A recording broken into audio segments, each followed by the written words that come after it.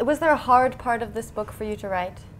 Well, obviously the details are distressing, and I felt guilty really about taking them through, particularly Zubaydah, who I think both the others agree suffered by far the most. And in fact her story is extraordinary because the Muslim community wasn't as political as it was by the end of the process at that time. But I think Zubaydah's involvement and that of her brothers and that of her family, she's got a wonderful mother, Rahmat Jafar, who went in every day to do battle with this man who was torturing her daughter. And by the end of that time, they were far more political, and I think her experience had a huge role to play in the politicization of the Muslim community, and I think that had quite a big impact on the government. Now, has Zubaydah fully opened up about this really trying experience to you?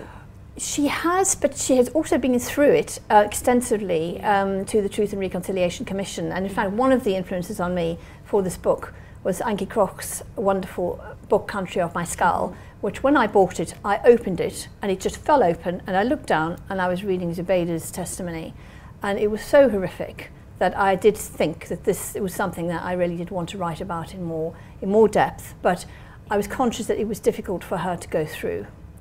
Yeah. Now you say that many of you among them were planning to leave and no one was really happy. Okay. No, not in our class. I think our class was quite political, but in the wider campus, we did actually have people who were, vastly indifferent, for example, to Biko's death, which happened shortly after, a few months after we started. So there was quite a lot of indifference elsewhere on campus. But I think for us, yes, I mean, there were hunger strikes, there was protests. We even had Wendy Woods come and talk to us because it was meant to be Donald Woods, the editor of the Daily Dispatch, of course, who was Biko's great friend, but he was walking out of the country disguised as a priest, so she came in his place. We didn't know that, but she just said he's indisposed. So she spoke to us. We also had Pogboto come to speak to us, and of course people were leaping to their feet and protesting, and the security police were turning around and taking photographs of everybody who asked a question. And yeah, there was general mayhem because people were very angry about what had happened to Biko, but overall what had happened in the situation of apartheid.